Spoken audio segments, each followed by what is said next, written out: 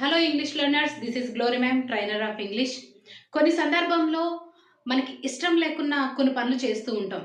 ఒకరు బలవంతాన అయి ఉండొచ్చు, లేకుంటే మనం తప్పని పరిస్థితిలో ఆ పనులు చేస్తున్నప్పుడు, అంటే ఫర్ ఎగ్జాంపుల్ చూడండి, నేను విలేజ్కి వెళ్ళాల్సి వచ్చింది. అతనికి మనీ అప్పు ఇవ్వాల్సి వచ్చింది. ఓకే, నిన్న నేను షాపింగ్కి 5000 రూపీస్ స్పెండ్ చేయాల్సి వచ్చింది. అంటే ఇష్టం లేదు, విలేజ్కి వెళ్ళడం అయినా మనీ స్పెండ్ చేయడం అయినా. ఓకే, సో ఆఫీస్కి వెళ్ళడం, కాలేజీకి వెళ్ళడం అనేది ఇష్టం లేదు, కానీ వెళ్ళాల్సి వచ్చింది. అంటే వెళ్ళాల్సి వచ్చింది, చేయాల్సి వచ్చింది, అడగాల్సి వచ్చింది, వినాల్సి వచ్చింది, తినాల్సి వచ్చింది అనేటువంటి వర్డ్స్ వస్తున్నాయి కదా. వాటిని ఇంగ్లీష్లో ఎలా ఫ్రేమ్ చేయాలి? ఓకే, చూడండి ఎలా ఫ్రేమ్ చేయాలంటే హ్యాడ్ టు, హ్యాడ్ టు అనే హెల్పింగ్ వర్బ్ తోటి సెంటెన్స్ అనేది ఫ్రేమ్ చేయాలి. ఫర్ ఎగ్జాంపుల్ చూడండి, ఆమె జాబ్ చేయాల్సి వచ్చింది.